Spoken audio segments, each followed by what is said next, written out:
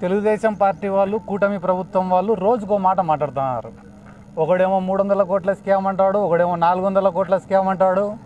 నిన్న ప్రభుత్వమే ఒక రిప్లై ఇస్తూ ఏం చెప్పింది, స్పోర్ట్స్ మినిస్టర్ ఏం చెప్పినాడు, ఆడదాం ఆంధ్రాకు కేటాయించింది కేవలం 119 కోట్లు అని చెప్పినాడు. కేటాయింపే 119 కోట్లు ఉంటే 400 కోట్ల స్కామ్ ఎట జరుగుతుంది? అంటే ఏమన్నా అసెంబ్లీకి మామూలుగానే పోతున్నారా, ఏమన్నా సేవించి పోతున్నారా? ఆరోపణలు ఎన్ని రోజులు ఈ ఆరోపణలు, ఈ పనికి మాలిన ఆరోపణలు. ఆ 119 కోట్లు కూడా దేనికోసం ఎంత ఖర్చు పెట్టినారు, కలెక్టర్ల అకౌంట్లలో ఎంత ఇచ్చినారు, ప్రైజ్ మనీ రూపంలో ఎంత ఇచ్చినారు, కిట్ల రూపంలో ఎంత ఇచ్చినారు, టీషర్ట్ల రూపంలో ఎంత ఇచ్చినారని చెప్పి ఆన్ రికార్డు వాళ్ళ దగ్గర ఎవిడెన్స్ ఉంది కదా. కూటమి ప్రభుత్వం ఏర్పడి దాదాపుగా ఈ రోజుకి సంవత్సరం రోజులైంది. ఎన్నికల ముందర సంవత్సరం రోజులు ఏం ఏడ్చినారు? ఒకరోజు భువనేశ్వరమ్మ గారిని తిట్టినారని చెప్పి ఒకరోజు, చంద్రబాబు నాయుడిని అరెస్ట్ చేసినారని ఒకరోజు, పవన్ కళ్యాణ్ని తిట్టినారని చెప్పి ఒకరోజు, ఏడ్చి ఓట్లు అడుక్కున్నారు. సరే, జనాలు పాపం నమ్మినారు. ఏంద్రా ఇంత ఏడుస్తున్నారు, 80 ఏళ్ళ వయసులో చంద్రబాబు ఏడుస్తున్నాడు, అమ్మ యాపొద్దు ఇంట్లో నుంచి బయటికి రాని ఆడమ్మ బయటకు వచ్చి ఏడుస్తుంది, ఈ పవన్ కళ్యాణ్ అంటే ఎప్పుడు ఏడుస్తాడులే. వీళ్ళు ఏడ్చి ఓట్లు అడుక్కున్నారు, ఓట్లు సంపాదించుకున్నారు. ఇప్పుడైనా పరిపాలన పైన దృష్టి పెట్టచ్చు కదా. ఇప్పటికి 10 నెలలైంది. ఒరే అమ్మఒడి పథకం ఏమైందిరా, తల్లికి వందనం ఏమైందిరా అంటే, వల్లభనేని వంశీ మా వాళ్ళని తిట్టినాడంట. మేము అడిగేదానికి నువ్వు చెప్పేదానికి సంబంధం ఉందా? ఒరే రైతులకు 20,000 రూపాయలు ఏమైనారా అంటే, పోసానికి ఇష్టం వెళ్ళి పచ్చిబూతులు తిట్టాడు మమ్మల్ని అంటాడు ఒకడు. ఒరే రేపు ఎల్లుండో మళ్ళీ అదేందిరా సిలిండర్లు ఏమైనారా అంటే, ఆడదాం ఆంధ్రలో 400 కోట్లు పోయినాయి అంటాడు. అంటే మనం అడిగేదానికి, ప్రజలు అడిగేదానికి, వాళ్ళు చెప్పేదానికి ఎక్కడ కూడా పొంతన లేదు. మీరు రాసి పెట్టుకోండి, ఇంకొక 4 ఏళ్ళైనా కూడా ఇవే బీద ఏడుపులు ఉంటాయి తప్ప ఈ రాష్ట్ర ప్రజలకు వాళ్ళు చేసేదంటూ ఏముండదు. ఈ రాష్ట్ర ప్రజలు కూడా ఏం చేశారు మొన్న ఎలక్షన్లలో, మేము పోయి అమ్మ వైసీపీకి ఓటేయండి అమ్మా అంటే, ఏసం పోనైనా వైసీపీకే అన్నారు తప్ప ఎవరు మమ్మల్ని వ్యతిరేకించలే, మాకేం ఎదురు చెప్పలే, మమ్మల్ని తిట్టను కూడా తిట్టలే ఓడు. కానీ టీడీపీ వాళ్ళకి చెప్తానన్న ఆయన, మీరు జనాలలోకి ఈసారి పోయి ఓట్లు అడిగితే చీపుర్లు చెప్పులు రెడీగా ఉన్నాయి. మాకు చెప్పినట్టు మీకు ఏ సంపోనైనా అని చెప్పరు, ఫస్ట్ కొట్టి చెప్పిసిరి, ఆ తర్వాతనే మీకు సమాధానం చెప్తారు. ఎందుకంటే చంద్రబాబు నాయుడుకి తెలిసిన టాలెంట్ ఏమరా అంటే వ్యవస్థల్ని మేనేజ్ చేయడం. అవి ఏ రకంగానైనా మేనేజ్ చేస్తారు. ఎందుకంటే మొన్ననే సంక్రాంతి పండగకి చూసినాను నేను.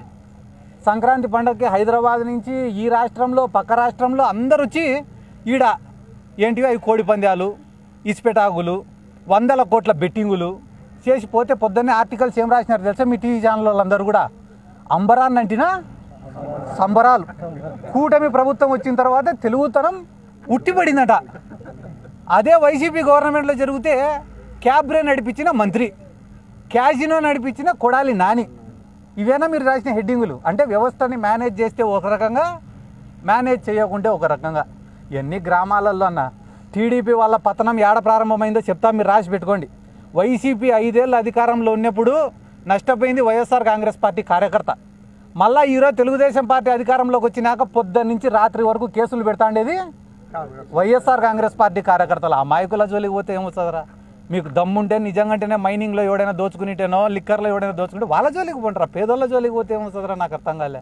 మీరు రాసి పెట్టుకుని అన్న 3 సంవత్సరాలు ఈ రోజు నుంచి వైఎస్ఆర్ కాంగ్రెస్ పార్టీ జగన్మోహన్ రెడ్డి సొంత జోబిలో నుంచి సాడ లెక్క అని మాట్లాడిన ప్రతి ఒక్కడు కూడా ఈరోజు ఏ పండగ జరిగినా, ఏ పండగ వచ్చినా డబ్బు రొటేషన్ లేక, మార్కెట్లో డబ్బులు తిరక్క, వ్యాపారస్తులు కానీ, చిన్న చితక ప్రాణాలు కానీ, చిన్న రైతులు కానీ ఒరే జగన్ ఉంటే బాగుండు కదరా అని అనుకుంటున్నారు. మీరు రాసి ప్రతి ఒక్కడు అనుకుంటున్నాడు. మేము చెప్పాల్సిన అవసరంలే. ఇంకొక 4 నెలలకో 5 నెలలకో ఈ తిరుగుబాటు అనేది ఏ స్థాయిలో మొదలవుతుందో మీరే చూసుకోండి. మళ్ళీ మేము ప్రత్యేకంగా చెప్పాల్సిన అవసరంలే. ఈ ఆడదాం ఆంధ్ర పైన సిఐడి ఎంక్వైరీలో ఏం దొరకకుంటే సిబిఐ ఎంక్వైరీకి ఇస్తే కనీసం వాళ్ళన్నా కొండనంత దొవ్వి ఎలకనేమన్నా పట్టుకుంటారేమో చూడాలా. ఎందుకంటే కానీ వాడు కూడా చెప్తాడు, నిన్న నాసిరికం వస్తువులు ఇచ్చినారంట. ఏమిచ్చినారు? 38 కోట్ల రూపాయలతోటి సామాగ్రి కొన్నారన్న. ఎంత? 38 కోట్లతో సామాగ్రి. ఎన్ని సచివాలయాలకు కొన్నారు? 15,000 సచివాలయాలకు కొన్నారు. 15,000 సచివాలయాలకు 100 కోట్లు పెడితే ఇంగ్లీష్ విల్లో బ్యాట్లు, కోకాబురా బ్యాట్లు, కోకాబురా బాల్లు వస్తాయి. 38 కోట్లతోటి 15,000 సచివాలయాలకు ఇచ్చేటప్పుడు రబ్బర్ బాల్ బ్యాట్లే వస్తాయి తప్ప క్రికెట్ బాల్ బ్యాట్లు వస్తాయా? వానికి ఏమైనా తెలివైన ఉండాలి కదా మాట్లాడేటోనికి. ఇంకా ఎక్కువ ఆడదాం ఆంధ్ర గురించి డేటా కావాలంటే చంద్రబాబు నాయుడు సీటు పక్కనే ప్రద్యుమ్న గారు అని చెప్పి ఒక ఆయన ఉంటాడు, ఐఏఎస్ ఆఫీసర్. ఆయననే టెండర్లు వేసింది కానీ ప్రొక్యూర్మెంట్ జరిపించినది కానీ ఈ ఆడదాం ఆంధ్రాని కండక్ట్ చేసినది కూడా ఆ ప్రద్యుమ్న గారే. ఆ ప్రద్యుమ్న గారిని ఈ చంద్రబాబు నాయుడు గారు ఒకసారి పిలుచుకొని పక్కన కూర్చోబెట్టుకొని ఏమన్నా సిద్ధార్థ రెడ్డి కానీ ఇంకొకరు కానీ దీంట్లో ఆడదాం ఆంధ్రాలో ఏమైనా తిన్నారా అంటే, సార్ పాపం ఒక 50,000 రూపాయలు టికెట్లకు ఖర్చు పెట్టింటాం సార్ వాళ్ళపైన. ఈ కర్నూలు నుంచి విశాఖపట్నానికి, విశాఖపట్నం నుంచి కర్నూలుకి పాపం ఆడ వాళ్ళకి భోజనాలు 2 పూట్ల పెట్టి పంపించినాం సార్, అంతకుమించి వాళ్ళకేం ముట్టలేదు సార్ అని చెప్తే చంద్రబాబు కూడా పొద్దున్నే ఇడిచిపెట్టండి రా పాపం వాళ్ళకేం టికెట్ డబ్బులు కూడా ఇచ్చినట్టు లేవంటాడు. కాబట్టి ఇటువంటి బోగస్ మాటలన్నీ మాట్లాడడం సాలిచ్చి ప్రతి నియోజకవర్గంలో ఈరోజు employment full. Chandrababu Naidu government వచ్చినాక ఏందిరా ఎంప్లాయ్మెంట్ అంటే స్టోర్ బియ్యం full, liquor syndicate full, belt షాపులు ఫుల్, నియోజకవర్గానికి ఒక పేకాట శిబిరం ఫుల్, శాండు ఫుల్. ఇంత ఉద్యోగాలు పెట్టుకునే అవకాశాలు లేవని చెప్పడం నిజంగా వైసీపీ తప్పు కూడా దీంట్లో ఉందని చెప్పి ఈ సందర్భంగా నేను తెలియజేసుకుంటూ, ఎందుకురా అంటే 130,000 ఉద్యోగాలు సచివాలయాల్లో జగన్మోహన్ రెడ్డి ఇస్తే ఏమన్నారు తెలుసా, ఇవి ఉద్యోగాలేనా అన్నారు. అవి కాదంట ఉద్యోగాలు. ఏంటిరా ఉద్యోగాలు అంటే బెల్ట్ షాప్. ఏం కిక్కుందిరా ఈ ఉద్యోగంలో అంటే ఆడుకోకూడదు.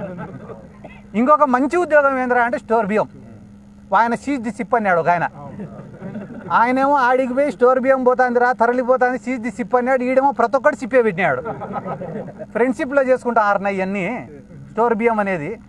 కాబట్టి ఇవన్నీ ఎక్కువ రోజులు పట్టమన్నా. కానీ నేను కోరుకునేది ఏమరా అంటే సామాన్య కార్యకర్తను ఇబ్బంది పెడుతున్నారు, పేదోడి పైన అక్రమంగా కేసులు పెడుతున్నారు. ఈరోజు గ్రామాలలో పరిస్థితి ఏముందిరా అంటే దారిలో ఒకటి పోతా అంటే రేపు కొడకా అని తిడతారు. ఏంద్రా తిడతాను అని మీదికి పోతేనే వెంటనే వాడిపైన కేసు. తిట్టినోడిని ఏమనడంలే, తిరగబడినోడిని కేసులు పెడుతున్నారు.